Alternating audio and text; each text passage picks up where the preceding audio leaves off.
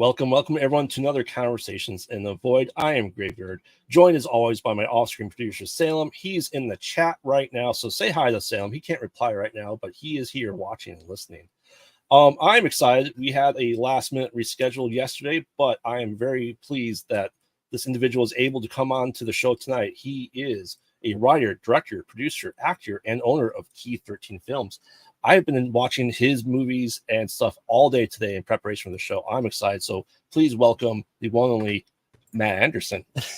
Hey, thanks a lot, Graveyard. Thank you for having me on board. Yes. I said I've been watching your stuff, and like I said, we'll get into that a little bit. But yeah, welcome. I know you're out in the Pennsylvania area, right?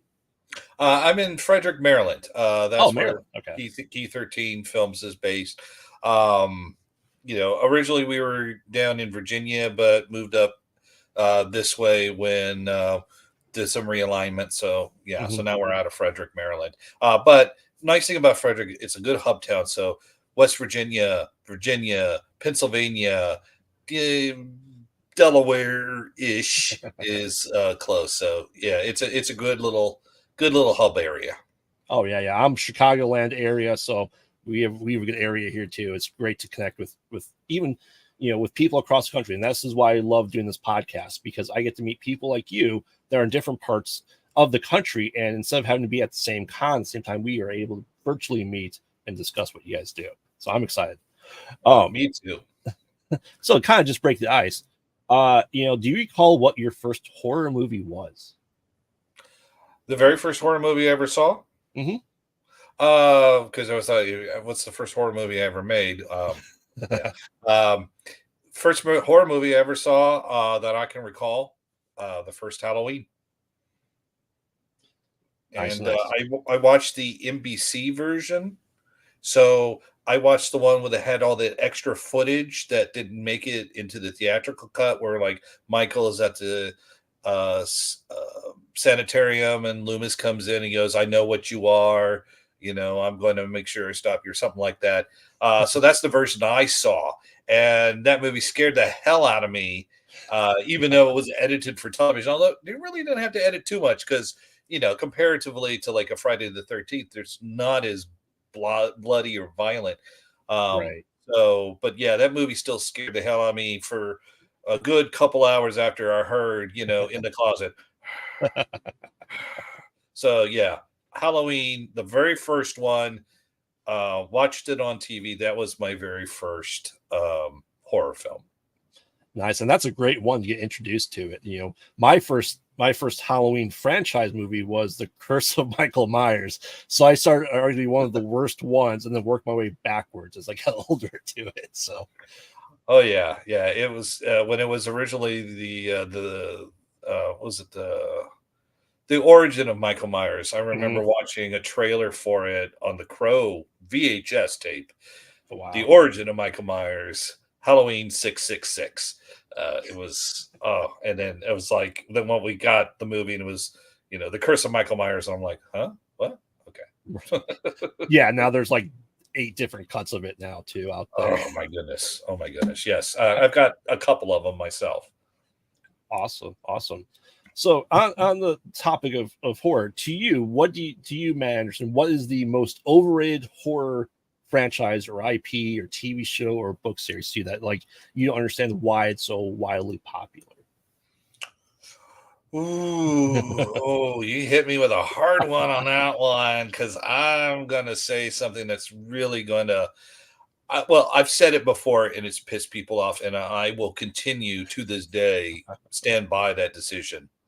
Phantasm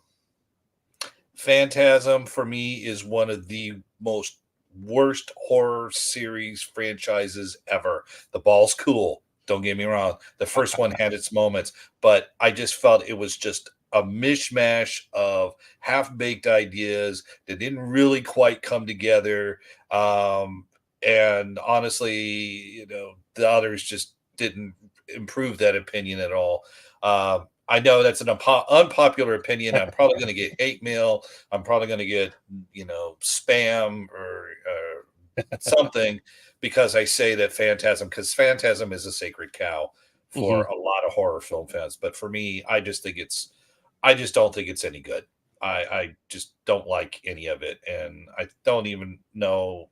I think I stopped after 2. I was just like, I'm done. I mean, I do have the ball right there. Yeah, I mean, the ball is cool. The Oh, ball is awesome, but the writing, the story, Don Coscarelli, I loved John dies at the end. So, it's not that, I mean, I didn't like the directing in Phantasm, but he definitely, it was early. So, I'm going to cut him some slack on that one. But, because after watching John dies at the end, which was fantastic. But no, Phantasm, sorry. Sorry, folks. Sorry, horror fans out there. I apologize, but it is an opinion I've had, and I stick by it. Oh yeah, trust me. My unpopular opinion of that is The Exorcist, so I get a lot of hate for that. It really. The first one was phenomenal.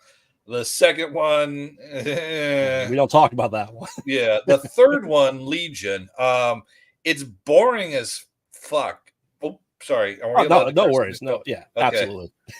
It's boring as fuck at times, but it's got its moment. And George C. Scott just freaking just kills in anything that he was in, except for Firestarter. Sorry, he's not a Native American. He should not have been playing that role. The guy from Predator would have been a much better Rainbird than George C. Scott. Yeah. But Sonny something, I forget his last name. Exorcist 3 is good, but then the rest, just forget it. Yeah. So yeah, it's and I don't even think it's overrated. I think it's just gotten crapped on. I even tried to watch the TV series, and I was just like, no, thank you. So on the flip side, what do you think is the most underrated horror franchise or IP that doesn't get enough love that it should?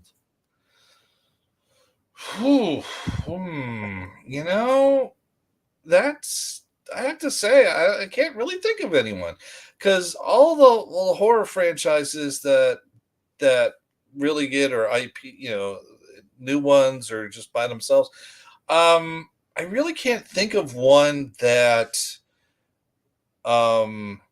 is underrated. I think that they're all mostly properly rated. Halloween is great. Nightmare on Elm Street, has its good ones, has its bad ones. Halloween has its good ones, has its bad ones. Friday the 13th has its good one, has its bad ones. I used to do a show called Terribly Awful, and I've seen the bad, the terrible horror films, and they are reason why they are bad, terrible horror films, because they suck. So one thing I feel that with horror fans, if it's worthy, except for Phantasm, if it's worthy, they will give it the love that it needs, and if it is not worthy, it will forever be forgotten. But I do have one movie though that actually a couple. Actually, 3. Okay. Now that you made me think about it. Okay. So there are 3 movies. They're older movies, because I'm an old dude. You can tell by the gray. There was a movie called Jenny. I think it was 80s, early 80s. And it's about this girl who was like a snake charmer for fundamentalist Christian group. And she goes to this posh school full of bratty bitches and all that stuff, and they be mean to her and they be mean to other girls, so she starts killing them with the snakes because she has the power to commune with the snakes. That's one that I most people have never heard of it, have no idea what I'm talking about. I actually have a copy of it. I'm so excited that I do. And then there's 2 other films. Both were made for TV on ABC back in the 80s. One is called Don't Go to Sleep with Valerie Harper. It was produced by Aaron Spelling, which was kind of a surprise. Oh, wow. And it's about this specter of this girl. Their daughter, Valerie Harper and Dennis Weaver, had have 3 kids. One dies in a car accident, and her ghost comes and haunts them. And you really don't know if she's the little girl is crazy, suffering from PTSD, or she's actually being haunted. And you don't find out until the very end of the movie what it actually is. And then another ABC movie called This House Possessed, about a house that is basically loves this architect built the house. He moved in with his wife and daughter. The house fell in love with the little girl, got jealous of anybody being mean to her or taking the attention away, and the house would kill them. It's so freaking hokey and so friggin' stupid, that it just, but I love this movie. And it's those 3 movies just never have left my subconscious. And the fact that I have all 3 of them, along with like Midnight Offerings and a couple of others, was just like,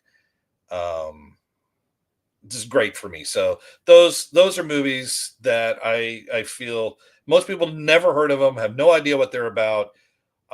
You can find most of them on YouTube. Jenny, I had to go to the Internet Archive, and I found a copy of it, surprisingly. So you should really check those out. Oh yeah, for sure. I'll take it on a list, because I love hearing people's overrated, underrated stuff, because that's a good way for me to get some underrated gems. Because I also do a podcast where my co-host and I review movies for the podcast.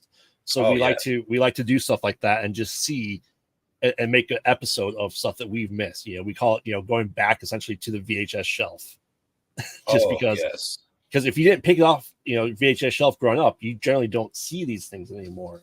And a lot of stuff has been lost, I think, to that time period, unfortunately. Yeah, well, I think that's definitely what happened with Jenny.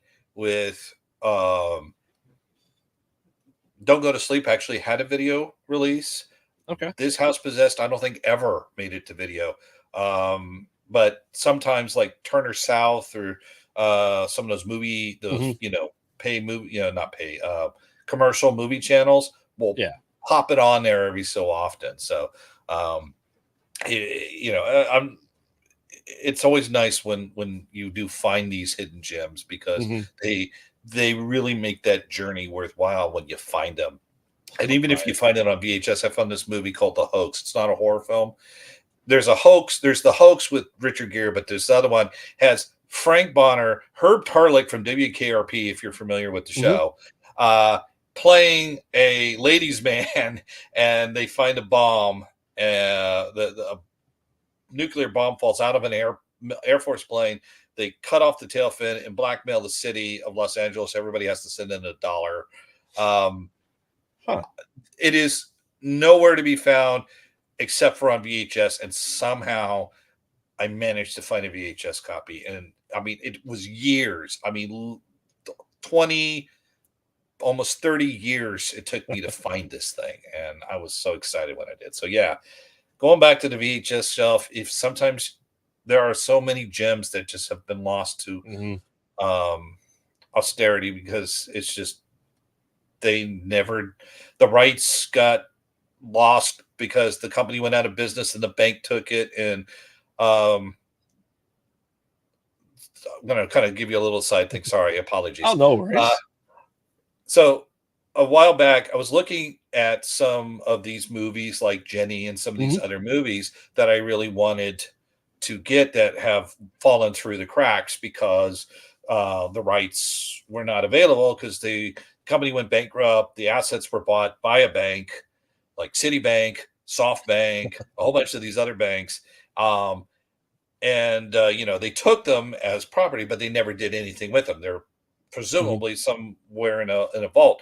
And there is no bad movie office in these banks. So there's no way to get these. You cannot get these films unless somebody happened to buy a VHS copy of it, when it was out, that brief window before the company went bankrupt. So there are so many movies, horror films, blaxploitation films, grindhouse films that we will never get to see because the banks hold on to it, and nobody at the bank sees any profit in it when there would be so much profit. So I Right. tried to do that. I hit the brick wall. As I said, there is no bad movie division in a bank Oh to yeah. get these assets. So, finding those gems is such an important thing. And if you can find them, hold on to them. If you don't mind, I know YouTube's a bitch about it, but friggin' get a video capture card, copy it Yep. onto your hard drive, put it digital, upload that thing, let the world see something amazing that they would not otherwise get to see because there's so much great stuff out there we never get to see. Oh yeah, yeah. My co-host and I, we collect laser discs. Oh, dude! I if you look behind me here, I Yeah. don't know how well you can see it. Uh-huh. Let me see right here. These Yeah. are all laser discs. Nice. All of this, and then there's another shelf you can't see because it's off camera. But this is anime is up here. Exploitation films are up here. Regular movies are here. Japanese releases of American films are here. I was hoping that the Japanese release of Event Horizon had all the stuff that got cut out in the video scene. It did not. It's exactly Nope. the same. But yeah, I'm right there with you, man. I love my laser discs. Oh Uh, yeah. I even have I think it was 50-inch Sony Trinitron television. Big old Cartho Ray 2. It dominates a quarter of a room. It is so freaking huge.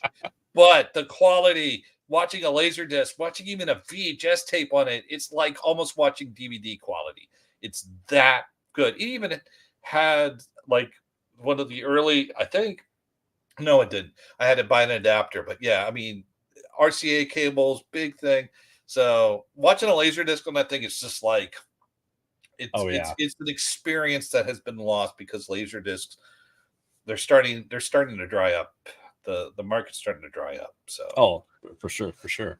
Yeah, it's nice to see a fellow laserdisc collector. Like I said, I do the converters, I do the upscalers to HDMI, so I can put on my flat screens too, and I absolutely love it. oh yeah, I love laser disc. I lived in Japan for 7 years, so Mhm. I was able to. I really got into laser disc when I was there. So because that while it didn't do great here in the States, over there it was like Mhm. everywhere, and they were still making them before when I got there. They were still releasing stuff on Laserdisc. They just had started to stop when I left. Right, for sure, for sure. But let's get into the meat potatoes here Okay. of Key 13 films. So tell us, how did you get into making Key 13 films and filmmaking as a whole? Okay. Well, it's kind of a weird story. All right. So uh, I'm trying to. I don't want to go too far back, but okay. So living in Japan, I Hmm. loved anime. Obviously, I wanted, and I discovered anime before I moved to, when I was a teenager. Joined the military, got to move to Japan, lived in Japan for 7 years. I was in anime heaven, started writing anime reviews, then came back stateside, had a website um, that is no longer exists. Hmm. Started doing cosplay photography because there was tons of cosplayers there. So started developing that, and then I was working with his model, and her name was Rosa Genevieve, and she had a show called Behind the Set, where she would go to theater productions, film productions, stuff like that, and do interviews. Hmm. She did an interview with me on photography and modeling, with the modeling. So she needed a cameraman to film this movie that was being worked on. I was there. They needed a cameraman. I got hired on because I was already doing camera work stuff. Did this film. Okay, moving on. Got hired on to another film. Okay, moving on. And then uh, another cameraman that was working on that, and then another guy that I met through because he was one of the actors in the first film that I was doing. the three of us decided that we are going to form our own company and make the kind of films that we wanted to make. And so, you know, our very first thing was Hoodie. The original Hoodie, because, you know, there's Hoodie, there's Paralyzed, and then there's Hoodie 2.0, because eventually we are going to make the third and final segment of Hoodie.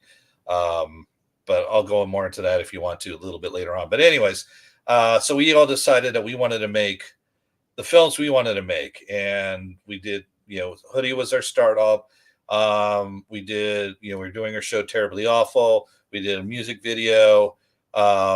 We started working on our first feature, Serious Profession. We had a horror film at the time. It was called Phobias.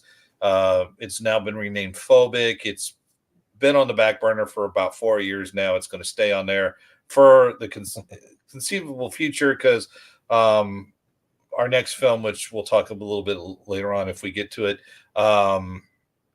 is going to be, you know, our first official featured horror film. We've done horror and short films, but not as a feature yet, right? Until we do these things. But so I did that, and we, you know, then COVID hit, which of course killed us and killed everybody. And then so we did the Elementals comic book project, which I don't know if you watched that yet or not. So that we could keep the actors acting, because there's a lot of actors out there. Of course, we couldn't act because nobody was allowed, no sets, no nothing. Right. So that kind of threw us off a little bit. And then due to circumstances, my two original partners had to move on to other things. So I kind of reformed, moved everything here to Frederick, and now we have 4 films coming out this year. I got a short film coming out called One Last Toast in March, and we're in pre-production on these things. So, you know, it just kind of went from a love of anime and movies to saying, you know what, I mean, I want to make the films I want to make. I have tons of stories to tell. Right. And I have a lot. And so, but not all of them are horror, but I do love horror, but I also love drama, and I love action. And so I've got all kinds of different kinds of films. And that's why Key 13 Films exists. And our Sit of Photo line, which is more for like our fun exploitation grindhouse movies like Heavy Duty Man, and these things. Those are cinephotos. Those are not intended to be like super dramatic, like Serious Profession or Anarchy is under the main Key 13 Films banner, because we also, the partners and I at the time, we love our grindhouse. We love our horror. We love our Jennies and our This House Possessed, and they loved Phantasm. And, you know, I'm not saying that's why they had to move on. It may have been a factor. No, I'm kidding. But so we love those, and we like, well, but it doesn't really fit the Key 13 brand. So we created Cinephoto. And, you know, here we are today. I'm on your show, which is great. Yeah, because I'm gonna make an assumption here, but 2021 AC that you shot during COVID, probably because you couldn't do anything else, right? Yep. Yeah. 2021 AC. Yeah, that is me. You know, when you put down in the description, I'm an actor, I was like, I'm not really acting. And I'm like, oh yeah, 2024 AC. I completely forgotten about that thing. I mean, it's not a bad little short, you know. No. Considering, it was done in the height of COVID. I actually do have a sequel to it, but it's probably going to be the short film that we do for 2025, because there's a particular actor that I want to get, but they are very much in demand.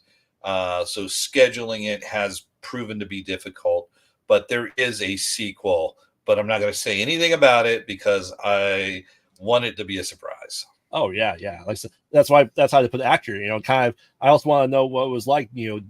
Shooting yourself and then kind of directing it and editing it. When I do stuff myself, I have a hard time editing and watching myself do things. So I try to avoid editing myself as much as possible. What's that like for you doing it when it's just you and the camera? Do you find it more harder to like finalize and edit because you're nitpicky when it's yourself? You can just go back and film it again, or do you find it easier to direct other people and other actors? Well, in the case of 24 AC, Mm-hmm. uh, in that case, actually, for filming myself, obviously I had it on, holding it, and Mm-hmm.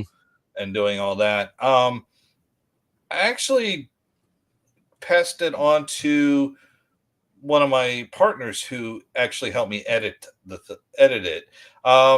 Once it's there in the video, so it's just better. And I basically put together a rough cut, and he's Mm-hmm. like, "Okay, I like this. I don't like this. You need to do this, change this, update that." So it was a very much collaboration thing. It was an idea that I had. It was frustration at not being able to get out of the damn house. Been Right. there for a year. Mm-hmm. My son and I were trapped in the house together. Um, you know, there were times when he and I, obviously we were going to have like moments because we couldn't go out and couldn't really do anything. You had to wear a mask, all that stuff. So, um, once I did it and put it together, and then I got the input, it came together pretty easily. And actually, there was a lot more at the end that I had put in, and he said, "No, you just need to cut it off right there, just end it." Hmm. And he was right, and that's what made it what I think made it better. Yeah, yeah. I was very intrigued by it, and I'd love to see the follow up when you do it too. We'll have to have you back on when that's ready to go and promote that for you too. Oh, yeah, yeah. Probably next year, maybe not. I don't know. And I was going to ask you, kind of answer the question. I was looking at the phobic stuff, and I'm like, oh man, I'd love to see, there's a fear of, letters. You could do like different test subjects. You have R and T in it. I'm like, I'd love to see A through Z and everyone that's the test subjects. Is there a potential of kind of doing like the other test subjects in that series at some point? Yeah, well, the little short ones Mm-hmm. originally was we were originally calling it phobias, but now we changed it to phobic.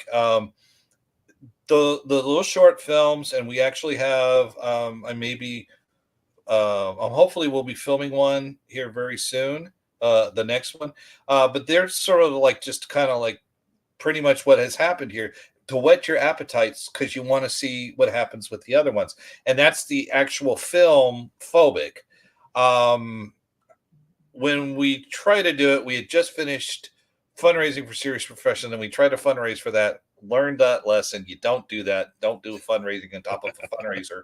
Not going to happen. You're not going to get the money. We needed $30,000 to get it started with no establishment whatsoever. I mean, I don't know about you, but I'm not going to give some new guy money to build a film when he's proven absolutely nothing at this Right. point. So we realized, okay, we were being way too ambitious for our own good. Um, so yes, it's going to happen. Phobic will get made. Um, Part of the reason why we're doing these things is to help build that Mm-hmm. momentum, to build those credentials.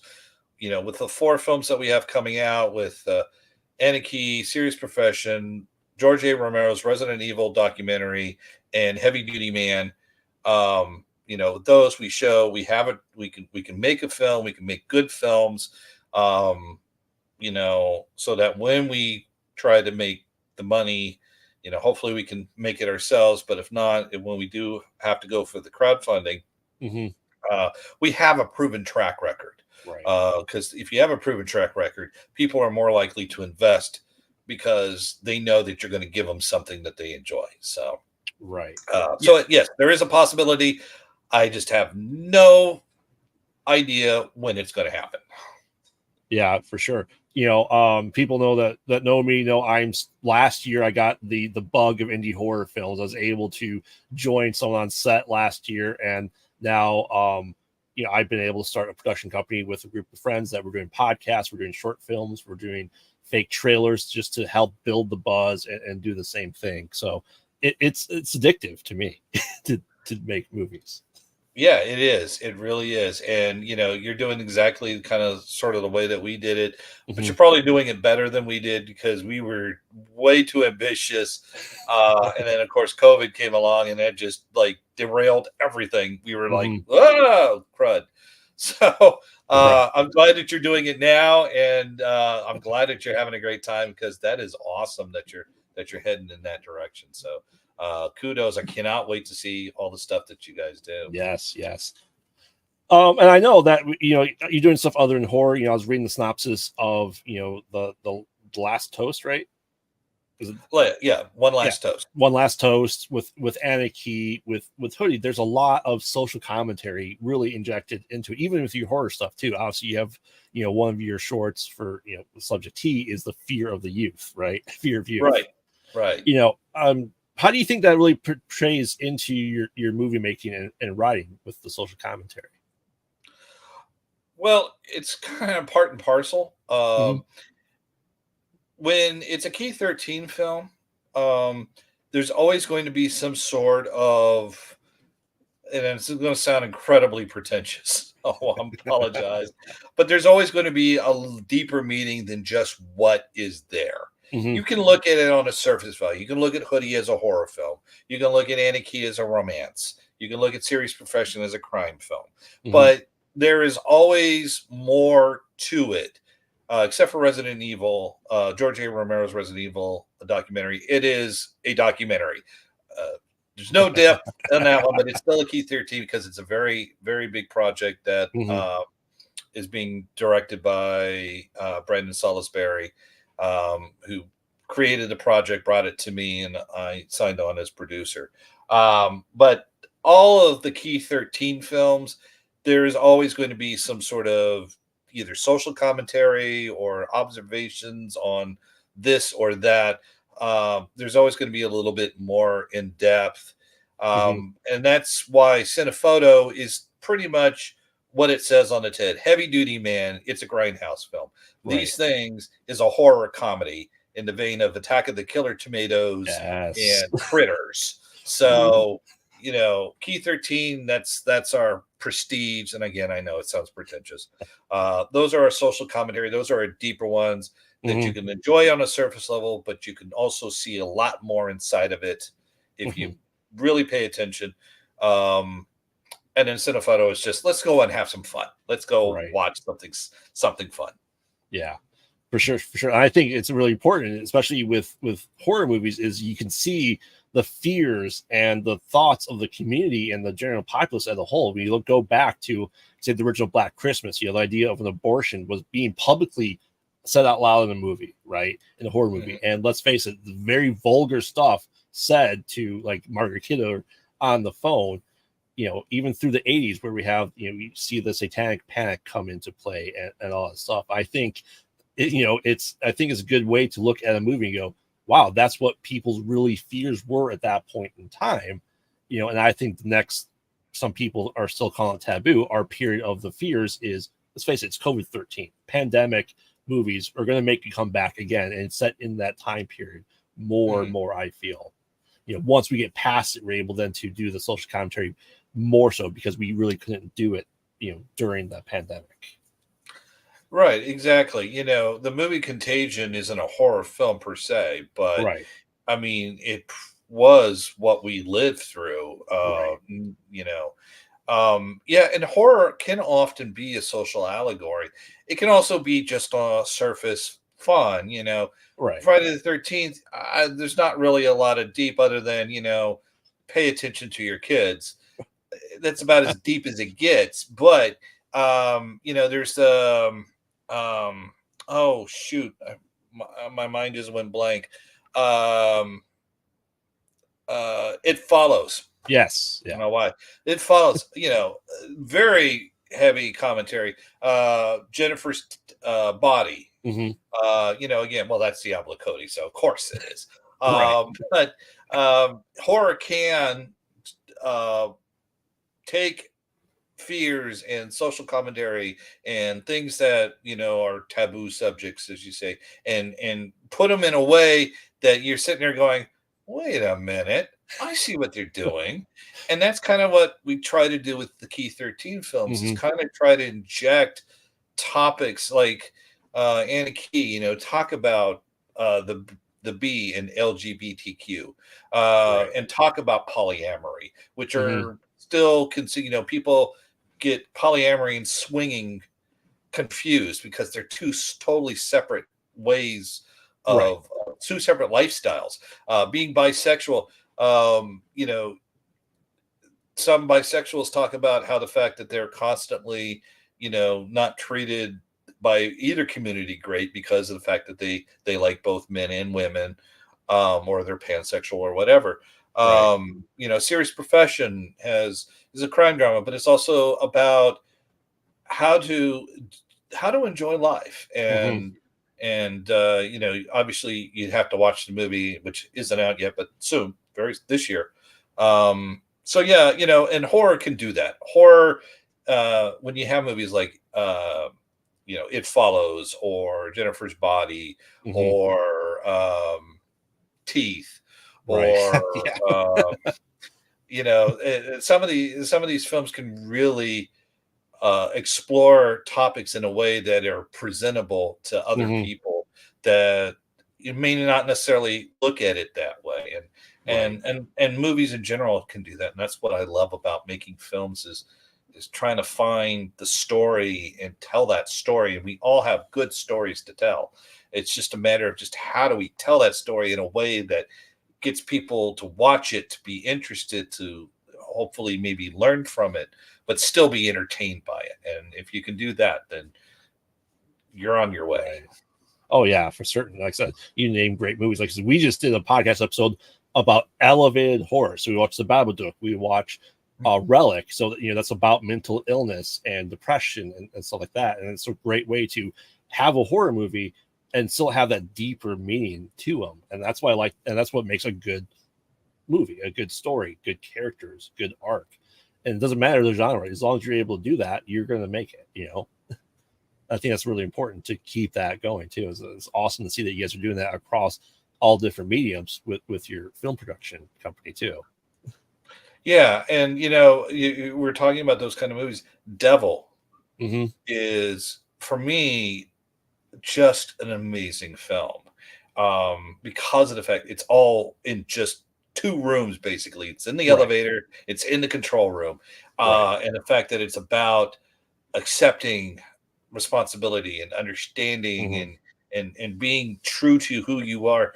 um you know I love those kind of movies where I'm sitting there at the end and I'm just like, wow, okay. So yeah, you're absolutely right on that. Yeah. Now we have to talk about the big elephant in the room, the George Romero Resident Evil. I'm super excited for what So, without, I don't want you to spoil anything, but are you helping do the research? Kind of how this movie come about, and like what can we expect to see from Well, so the movie came about. The director, it? Hmm. Brendan Salisbury, he came to me with the idea. He says, George Romero was supposed to direct the first Resident Evil movie, the one that was directed by Paul W.S. Anderson. Right. Um, and I know the story, I've done the research. This is what happened. And excuse me. And I was just like, oh my gosh, yeah, let's do this. So, Brandon really had everything ready to go. Hmm. He had the interview subjects, he had the people that he needed. Um, the only thing that he needed to find the director of photography. He needed to find, the sound. Hmm. Um, you need to kind of organize it. I have the organizational piece. I'm even in the movie, the back of my head is in a business suit for like a few seconds. So really my involvement was on the production side of things, just helping get what he needed and figuring out what he needed. And then he got Tom Romanol from Point Five Films, fantastic cinematographer. I mean, the movie, I'm sure you've seen the trailer. The movie, it just looks slick. I mean, it's more than that, but and so once Brandon got the ball rolling and got the interview subjects, and we got interviews from all the people, from people who are involved in making the movie, making Resident, or who worked with George Romero. We got people that from GARF, the George A. Romero Foundation. We got one of the designers of Resident Evil from Japan. Oh wow! A very rare interview. There's a lot of great interviews with a lot of people related to it, and it tells the story of a little bit about George, a little bit about the development of Resident Evil, and then why it didn't happen. And why didn't it happen? Well, there's a lot of people, a lot of stories, a lot of articles out there, but they're not all correct. Right. And our movie is really tries to make sure that we go through all the rumor and hearsay and actually present the facts. So Brandon and Tom and really did a fantastic job on it. They are in the final phase of post-production. They're just making some tweaks. And once that's all done, distributors are already been lined up. So it will come out sometime this year. I just don't know specifically when. But it's a really fascinating story.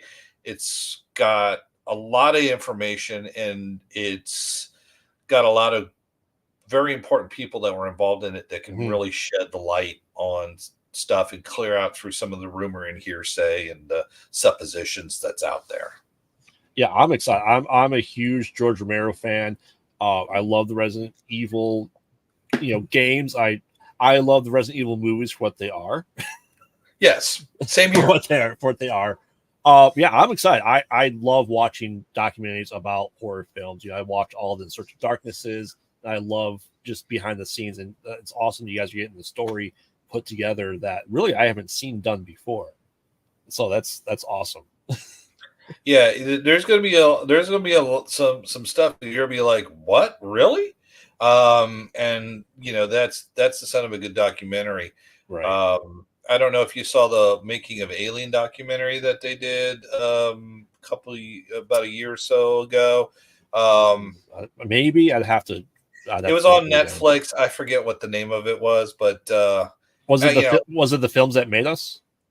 No, but that is a great show. I love that show. Absolutely adore that show. But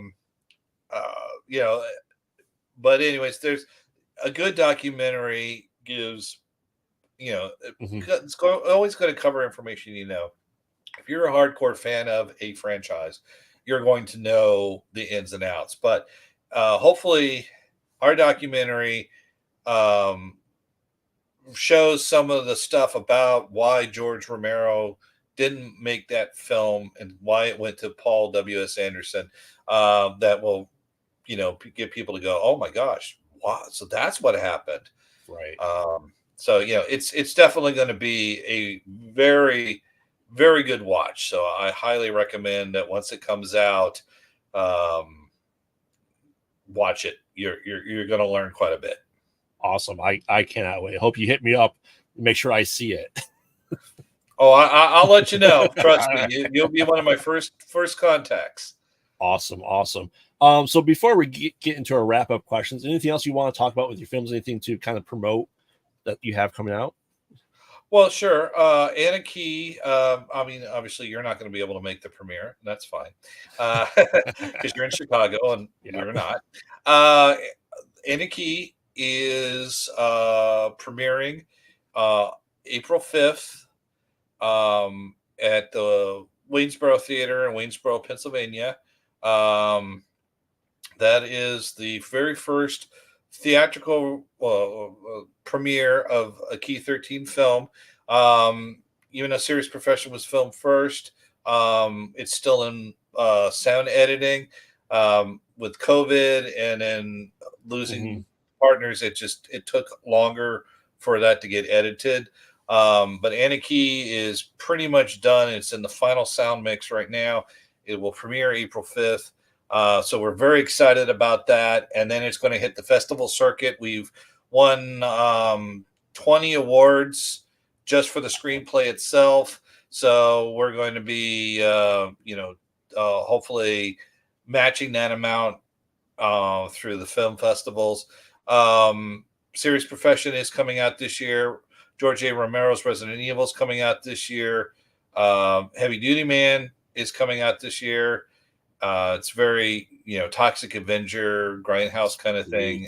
And then in April, we will be launching the funding campaign for These Things, our horror film, horror comedy film. We'll have a proof of concept trailer. We'll have, all that stuff. So that'll come out in April. It's definitely going to be a lot of fun. And wait till you see what the aliens are.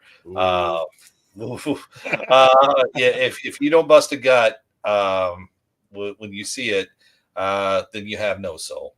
So, and then of course, visiting key13films.com, key13film.com. There's no S in it. Key13film.com. You can take a look at everything that we've got under the sun. And just to let you know, once we decide to make it, I will, you were talking about satanic panic films. Got one. Sexy Sorority Sisters of Death. The screenplay is done. It has been vetted. It has been loved. So when we're going to make it, well, it's definitely going to be after These Things.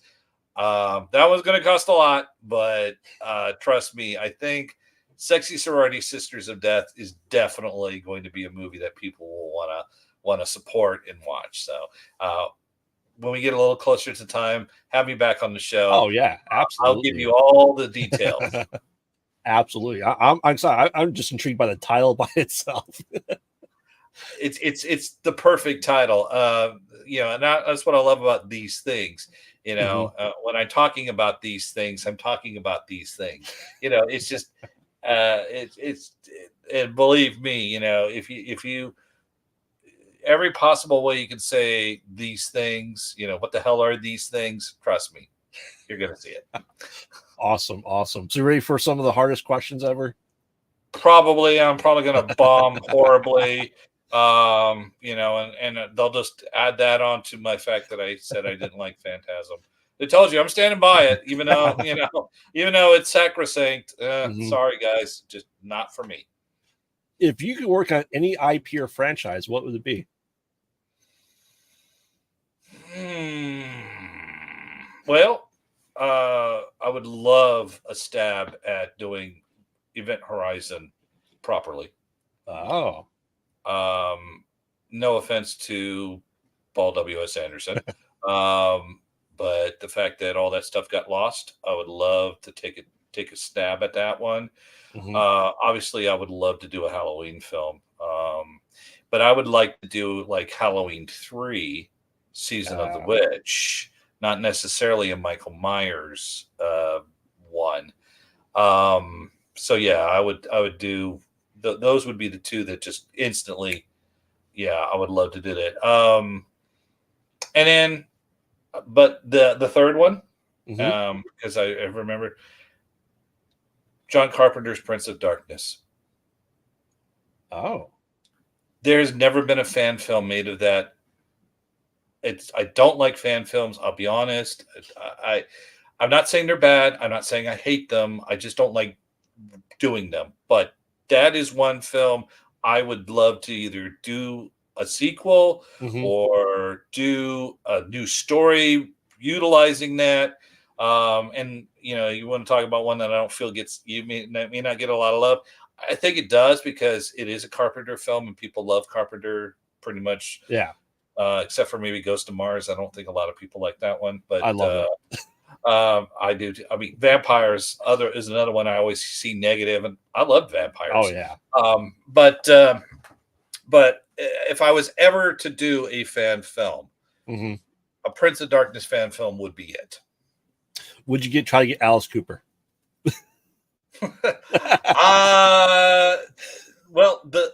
Okay. I'm gonna give you a little hint.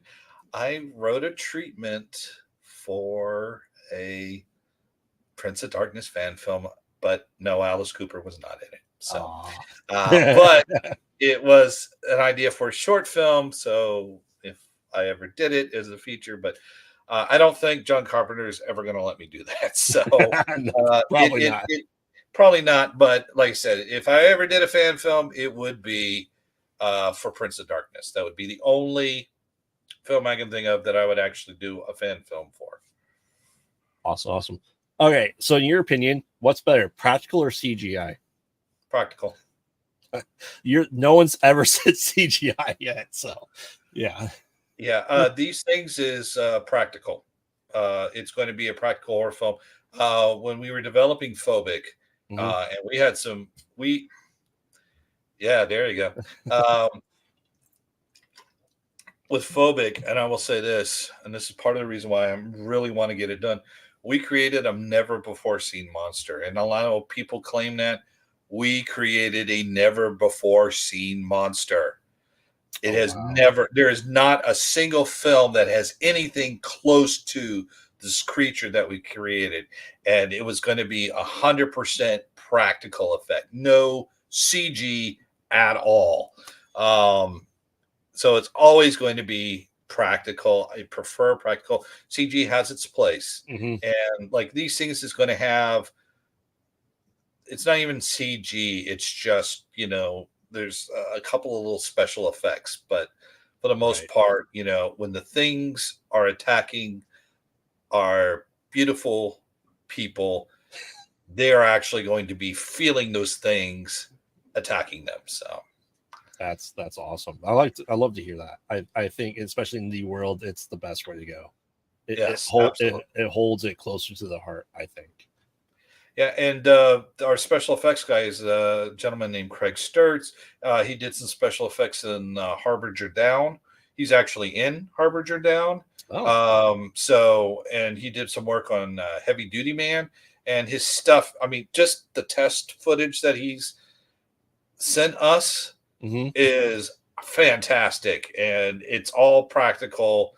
And it just looks great. It's exactly how I envisioned it when I wrote the story. I wrote the screenplay. So, practical all the way. Well, you have to give me his contact information, as something we're working on in this movie called Backwards, and we're trying to figure out how to do some kills. I'll certainly pass on his information. He's based in my area, so I don't know if you're going to want to look for somebody closer, but I'll certainly give you his information because he's excellent. Yes, thank you. All right, so any advice for anyone getting into the field with filmmaking, producing, directing?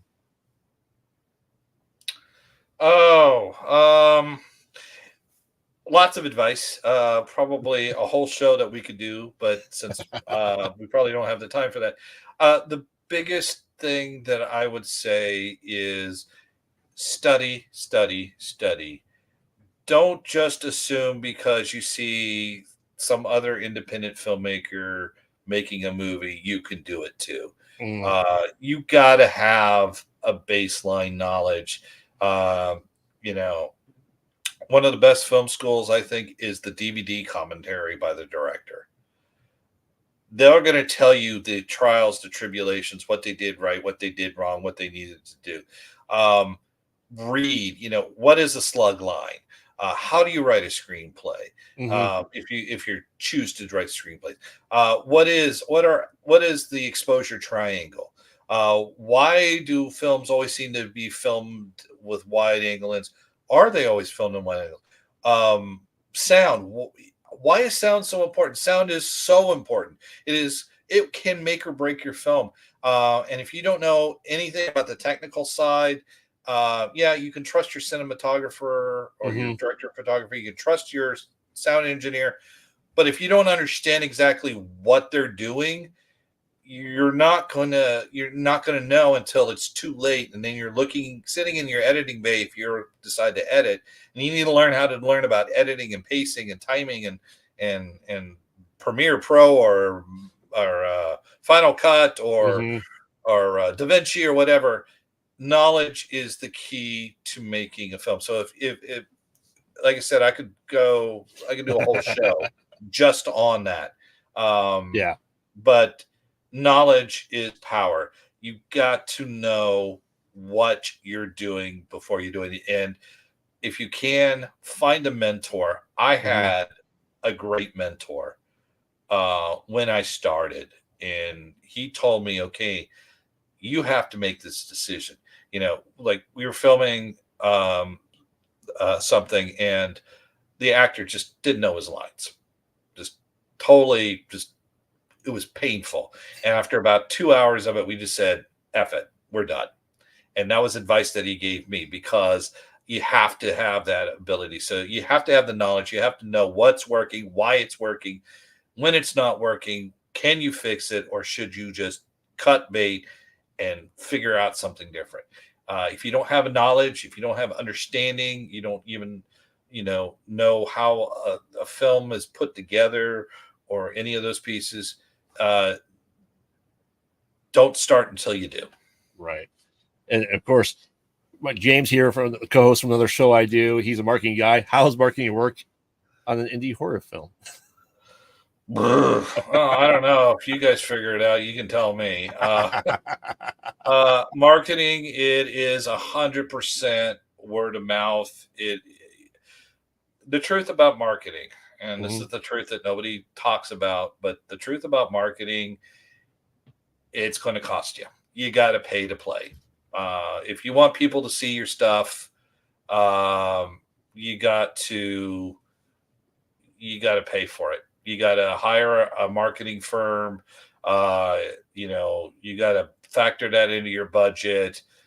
You can do it by word of mouth. You can do it by sharing it on Facebook and on every social media account that's out there, Twitter or X or whatever the frick it's called, or Instagram and Tumblr, if Tumblr still exists.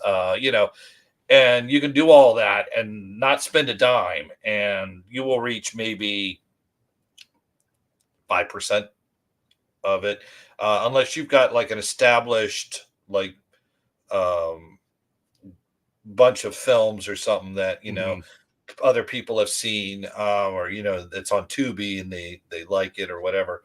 But yeah, for advertising for any indie film and indie horror does have a little bit easier time, but not a lot. If you really want to get the reach, to get people that you don't know to watch it, it's going to cost you money. And since most of us don't have that kind of money, I don't know the magic formula for getting the word out there without spending any cash. I've yet to see it. Support for Anarchy has been amazing. We've had, thousands of people view the trailer for it, but is that translating into ticket sales? I don't know. I don't think it is. I have thousands of there, and their ticket sales are good. Don't get me wrong, they're good, but they're not.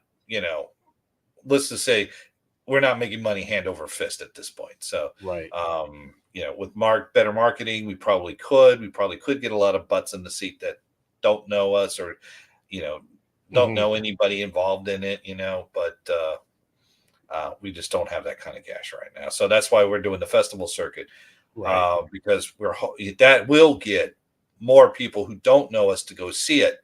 And if we're winning awards, those get shown at the festival. So that means more people, possibly distribution, so yeah, Yeah, if you guys figure out some magical way to do it without spending $1, hey, tell me about it. Because you guys will make $1 million just by doing that. And James says, cons and stuff like that too. And that's kind of what I'm starting to do too, is I'm doing these short film stuff, is going to the horror cons, going to film festivals, stuff like that, just to help promote that brand. I love that approach. It does, and it does help. It Mm-hmm. certainly does help. But, unless you can find, unless you either pay for the advertising or you manage to find a agent who just going to distribute your film, get it out there on Amazon and Apple and all that. And yes, you can use like Film Hub, you can use aggregators or things like that, but that's not quite the same as a company saying, I love this film, I must buy this film so that I can sell this film and make money for you and for me. Right. And don't get me wrong, you can make money on Film Hub. I belong to a couple of groups, and people can make money, maybe not live off of it money, but fund their next film money, which is for me always the goal. If I can make enough money to fund my next film without having to do a lot of crowdfunding, that's the way to go. So there is no magic formula, unfortunately. Yeah. All right. So you ready for your random horror trivia question? Okay, hit me. What snack is Tallahassee searching for in Zombieland? Twinkies. Yes. That one I knew. I love Zombieland. I love it. So, Twinkies. So I'm glad I got that one. I don't know if you've seen it yet, but I just watched Thanksgiving by Eli Roth. I've been wanting to see that since Grindhouse. Yes. I have seen all the fake films made into real films. Machete, Hobo with a Shotgun. Yep. And now Thanksgiving. Rob Zombie, would you hurry up and get Nazi Women of the SS? And Edgar Wright, where the hell is Don't? I need those two. I need it. Now we got Thanksgiving, even though, actually, no, I'm not gonna. All right. Spoiler, that scene in the faux trailer when Michael Biehn and the other guy, I forget who it is, he dips his finger and goes, it's blood. Son of a bitch.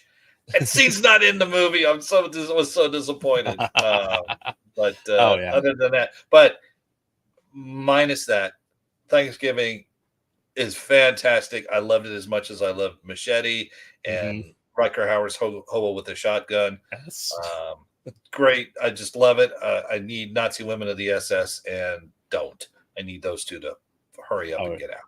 For sure. We just did a podcast about Rob Zombie's last two films we haven't reviewed yet, and we put SS Women just because this has to happen. We've seen everything else, we reviewed it. So yeah, I'm right there with you.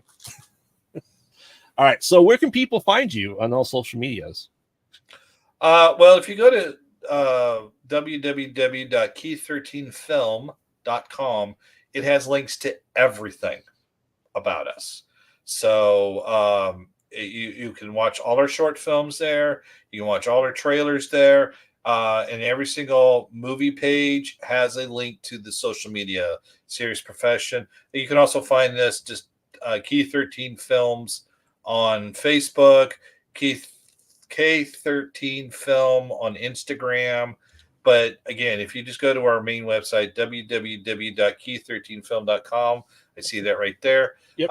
If you go straight there, no matter what page you're on, there is a link to whatever it is, whether you want to see the movie page, short film page, our photography, Key 13 Studio, which we do green screen things. We've worked on a couple of films from another filmmaker. His name's Mark Byrne, a horror film called Remnants, a crime film called Brazen Impact. Well, Remnants, we did the